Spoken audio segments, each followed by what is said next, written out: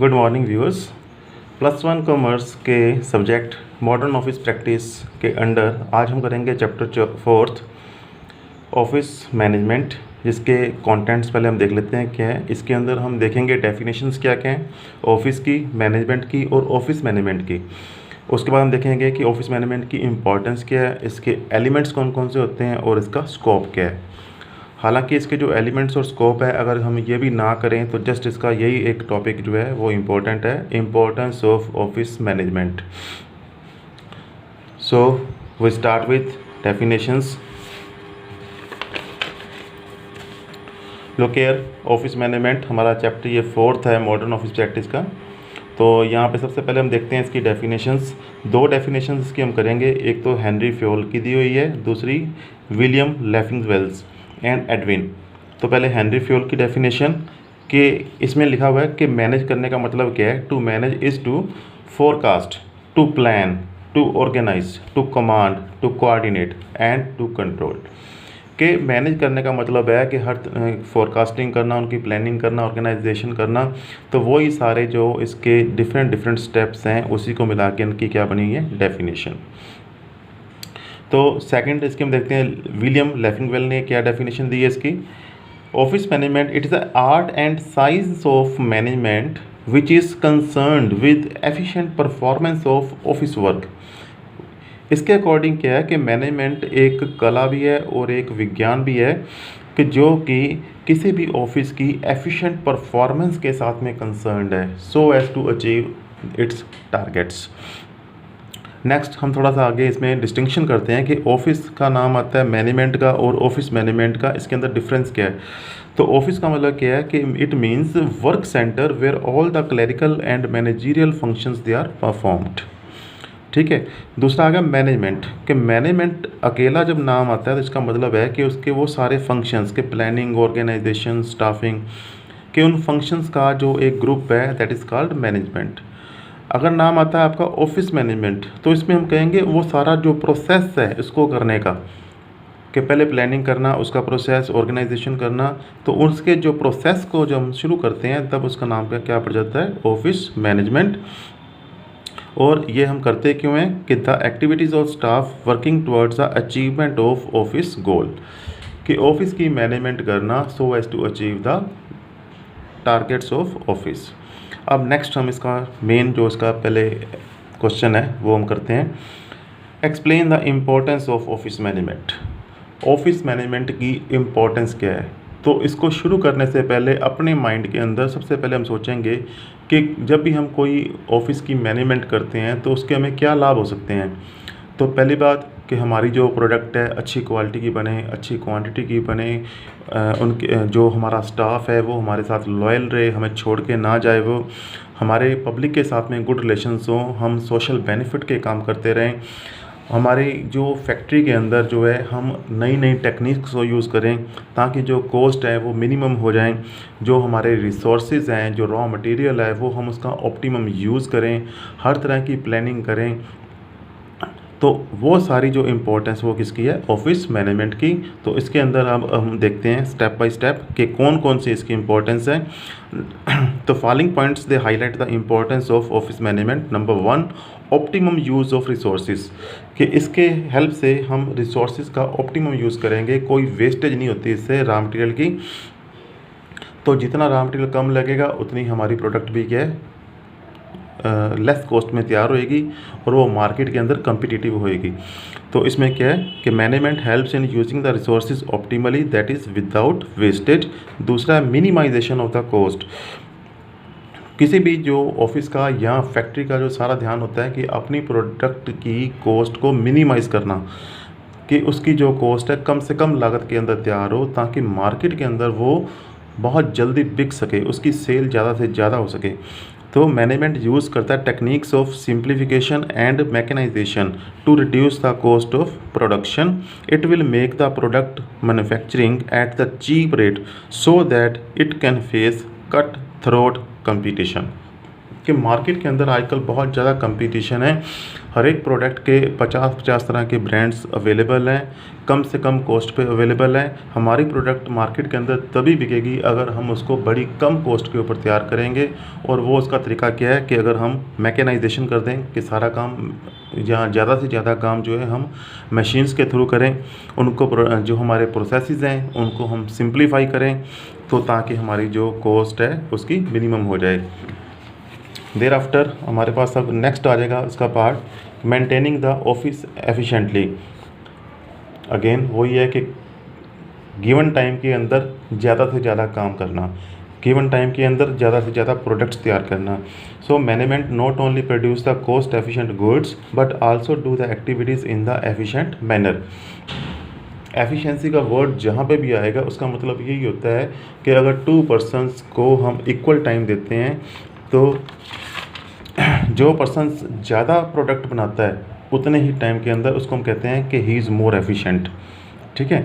Then manage करना survival. Survival का मतलब क्या है कि हम कम से कम इतनी प्रोडक्शन, इतनी क्वालिटी की चीज़ें बनाएं ताकि हमारी जो चीज़ें इजीली बिक सकें, हमारा जो है सेल हमारी बनी रहे और हम मार्केट के अंदर सर्वाइव करते रहें। और साथ के साथ सर्वाइवल एंड ग्रोथ को भी देखना है कि फिर धीरे धीरे हम उसकी प्रोडक्शन को इंक्रीज़ करें ताकि हम मार्केट के अंदर और ज़्यादा से ज़्यादा सेल कर सकें। Management regularly forecast anticipate changes in the technology and methods for its growth. कि मैनेजमेंट लगातार ध्यान रखती है कि मार्केट के अंदर कोई नई भी टेक्निक आई है तो उसको हम अडॉप्ट करें ताकि हमारी प्रोडक्ट जो है अच्छी बने। फिर आ गया प्रोवाइड इनोवेशन। मैनेजमेंट जो है again continuously look for the better methods of doing work as per the suggestions of the salesman, customers and watching the competitors activities. कि वो जो हमारी मैनेजमेंट है वो लगातार ध्यान रखती है कि जो हमारे प्रतिस्पर्धी हैं, हमारे जो कंपटीटर्स हैं वो कौन कौन सी प्रोडक्ट्स और कैसे तैयार कर रहे हैं, हमारे जो कस्टमर्स हैं उनकी नीड्स क्या हैं, हमारे जो सेल्समैन हैं उनकी रिपोर्ट क्या है कि मार्केट के अंदर कस्टमर किस तरह की चीज़ें चाहता है। इससे हमें क्या मिलती है, innovation. There after 6th point retaining the talent and loyalty. के साथ हमारा ये ध्यान है कि रखना चाहिए हमें कि जो हमारे एम्प्लॉयज़ हैं उनको हम अच्छी सुविधाएं देते रहें ताकि वो हमारे प्रति लॉयल रहें और उनका टैलेंट हमारे साथ बना रहे। By providing the comfortable working environment and appreciating their talent. तो ये हम काम कर सकते हैं उनको एक अच्छा एनवायरनमेंट देके और उनको और उनके टैलेंट की प्रशंसा करके। Provide the leadership. मैनेजमेंट क्या है, लगातार एम्प्लॉयज़ को मोटिवेट भी करती है ताकि वो ज़्यादा मेहनत से काम करें, to work hard towards the achievement of office goals. Maintaining the public relations और साथ में आ जाएगा सोशल बेनिफिट्स। ये दोनों पॉइंट्स क्या हैं कि पब्लिक के साथ में अच्छे रिलेशंस बने। वो कैसे बन सकते हैं पब्लिक के साथ कि अगर हम उनकी जो ग्रीवेंसीज हैं, उनकी जो कंप्लेंट्स हैं, उनकी जो इंक्वायरीज़ हैं उनको बड़ा क्विकली अटेंड करें, उनको हम उनका समाधान करें। ठीक है। उसके बाद आ गया सोशल बेनिफिट्स कि it benefits customers, suppliers, banks, insurance companies, government agencies and general public by providing it's services. कि कोई भी जो हमारी ऑफिस है, जो हमारी ऑर्गेनाइजेशन है, वो इस तरह की होनी चाहिए कि उससे आम पब्लिक को, बैंक्स को, इंश्योरेंस कंपनीज़ को, जनरल पब्लिक को, सभी को बेनिफिट्स मिलते हों, किसी ना किसी तरीके से उनको सर्विसेज हमारी मिलती हों।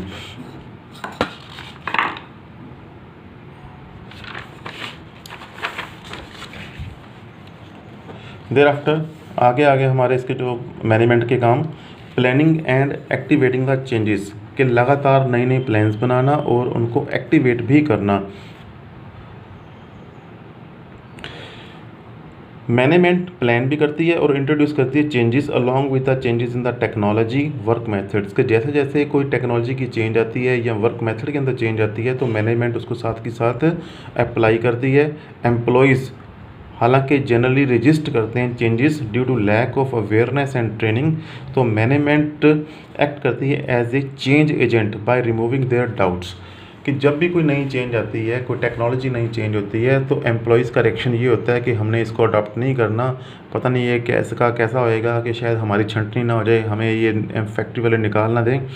तो मैनेजमेंट इस टाइम के ऊपर उनको ट्रेनिंग देती है उनको, साथ में उनके डाउट्स को रिमूव करती है कि ऐसा कुछ नहीं होएगा, बट हम ये अपनी फैक्ट्री की बेटरमेंट के लिए कर रहे हैं। फैसिलिटेट कंट्रोल एंड कोऑर्डिनेशन के साथ अगेन देखो यहाँ पे वर्ड कंट्रोल आ गया। कंट्रोल का मतलब वही स्टेप्स हमने 3 लेने हैं कि set the standards, then compare it with the actual performance, find the deviations and then take corrective actions. तो कंट्रोल वर्ड जहाँ पे भी आपको आ जाए इस पूरी बुक के अंदर तो आपने ये 3 पॉइंट्स लिखने हैं।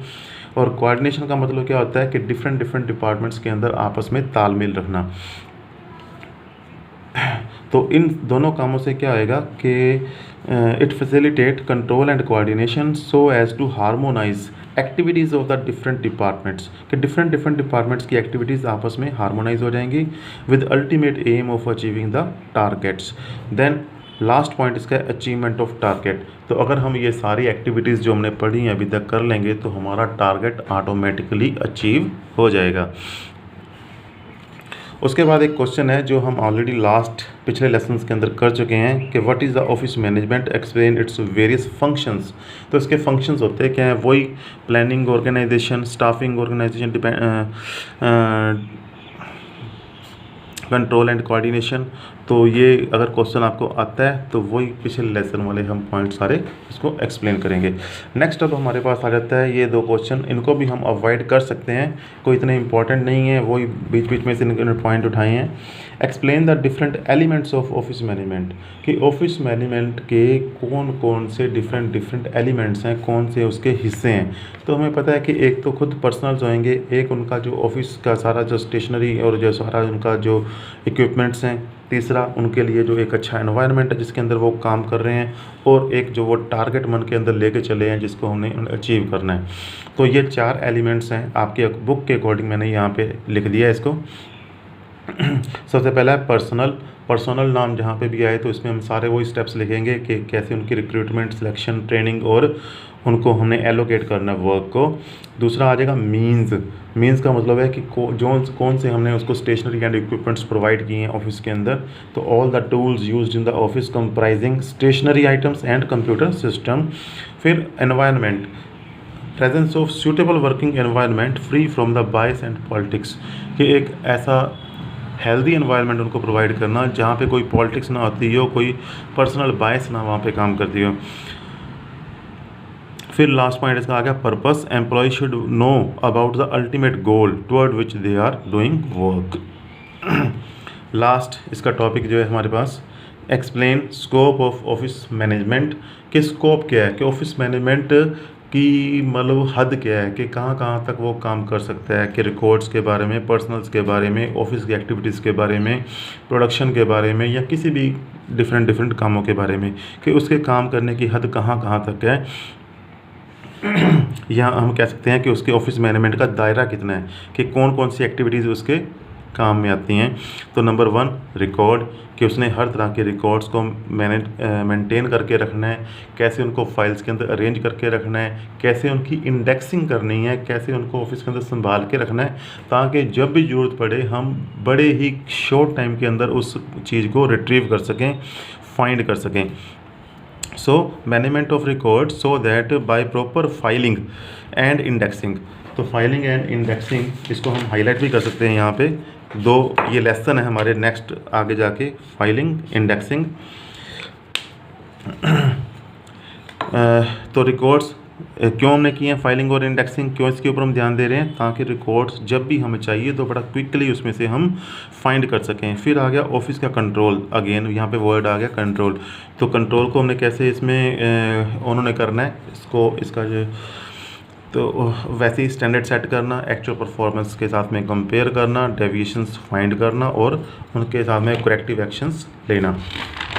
नेक्स्ट इसका जो पॉइंट आ गया इसके स्कोप के अंदर, पर्सोनल्स के बारे में। पर्सोनल नाम जब भी आएगा तो इसकी हम रिक्रूटमेंट से लेके उनकी एलोकेशन ऑफ वर्क तक सारे वही पॉइंट इसमें लिख देंगे। फिर आ गया ऑर्गेनाइजेशन ऑफ ऑफिस, कि ऑर्गेनाइजेशन कैसे करनी है। तो ये पॉइंट एक इंडिविजुअल भी आपको आ सकता है कि what do you mean by organization. तो बड़े ध्यान से इसको करना है कि इसमें हम कैसे इनको परफॉर्म करेंगे, कि इसके अंदर 4 स्टेप्स हैं। नंबर 1 कि सारी पहले जो डिफरेंट एक्टिविटीज़ हैं किसी भी ऑफिस की, पहले वो हमने सारी इकट्ठी करनी है, फिर उनका एनालिसिस करना है, फिर उनको हमने अलग अलग ग्रुप्स के अंदर डिवाइड करना है। कुछ एक्टिविटीज़ एक ग्रुप में आ गई, कुछ एक्टिविटी दूसरे ग्रुप में आ गई, फिर उसके बाद हमने उनको पर्टिकुलर हेड असाइन कर देना है हर एक एक्टिविटी के लिए, उनको हमने अथॉरिटीज़ एंड रिस्पॉन्सिबिलिटीज़ दे देनी है एंड प्रोवाइड करना है उनको साथ में एडिक्वेट स्टाफ। लास्ट पॉइंट इसका लेसन का क्या है, ऑफिस सिस्टम एंड प्रोसीजर्स। तो ये भी सारे ऑफिस मैनेजमेंट की काम के दायरे के अंदर आते हैं कि management has control over all the systems and procedures, कि हर तरह के सिस्टम और प्रोसीजर्स के ऊपर उसका क्या है, कंट्रोल है, ताकि हम अचीव कर सकें टारगेट्स ऑफ द बिजनेस या गोल्स ऑफ बिजनेस। तो बड़ा ही छोटा सा एक ये लेसन है, बड़े ध्यान से आपने इसको कर लेना है। Okay students.